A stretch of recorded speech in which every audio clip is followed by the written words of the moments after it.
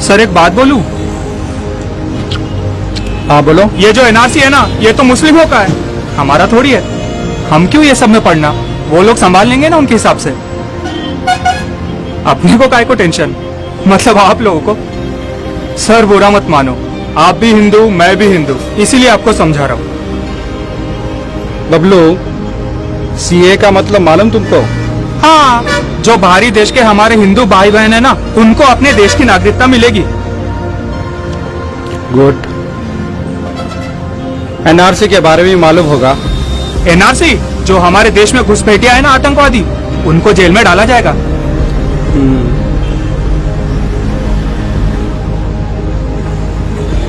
और एनपीआर?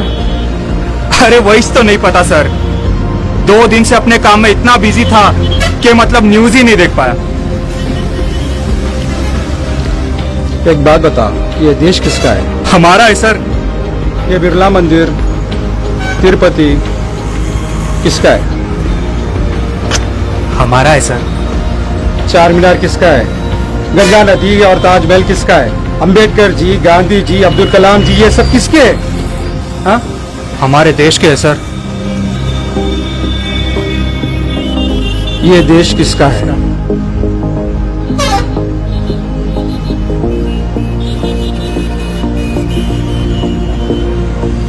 बात यहाँ सिर्फ मुस्लिम पर नहीं आएगी, बल्कि हम सब पे आएगी। एनपीआर इसीलिए निकाला गया ताकि एनआरसी करना आसान हो।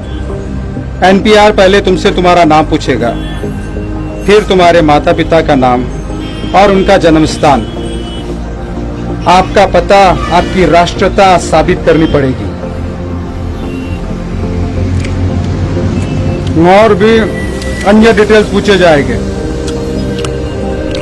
उसके कुछ महीने बाद एनआरसी होगा। अगर तुम एनआरसी में सस्पेक्ट पाए गए तो फिर ये हमें ऑफिसर्स के चक्कर लगाएंगे, तुम्हारी नागरिकता खतरे में आ जाएगी। मतलब तुम देश के होकर देश के लोगों को लाकर इन्हें ही प्रूफ करना पड़ेगा कि तुम देश के नागरिक हो। और उसमें भी कोई जान पहचान वाले पड़ोसी जिसे आपकी बनती नहीं या दुश्मनी होगी, अगर उन्होंने आपकी शिकायत कर दी तो सरकार आपके खिलाफ एक्शन लेंगी और आप सस्पेक्ट पाए जाओगे। और अगर एनआरसी में फेल हो गए तो मुस्लिम्स को तो डिटेंशन कैंप में डाल दिया जाएगा। एससी, एसटी, दलित को देश में ही रखेंगे, मगर उनसे सारी सुविधाएं छीन ली जाएगी। ना ही उन्हें वोट करने का अधिकार होगा और ना ही उनको सिटीजनशिप मिलेगी। ना ढंग का जॉब, ना गवर्नमेंट स्कूल, ना हॉस्पिटल, बस ऐसे ही जी लो 2024 तक। मुस्लिम्स गायब, दलित गायब, एससी, एसटी गायब, बचे अपर क्लास के लोग जो बीजेपी के सपोर्टर्स हैं, बस वही रहेंगे। ये उनका प्लान है। सर इसका मतलब हमारा लड़का भी एससी है, तो क्या ये भी? मुस्लिम खतरे में नहीं, बल्कि देश खतरे में। समझा? ठीक था, मगर अच्छा था। कितना हुआ? 30 रुपए सर।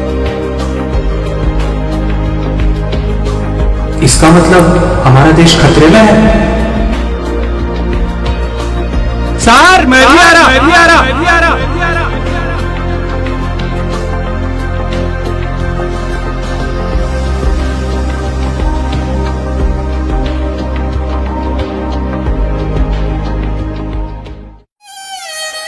दोस्तों, आज मैं आप लोग को एक छोटा सा किस्सा सुनाता हूं। एक खेत जल जाता है और अगल बगल के लोग उसे बुझाने लगते हैं। वहां एक छोटी सी चिड़िया भी अपने चोंच से पानी लेके उस आग में डालने लगती है।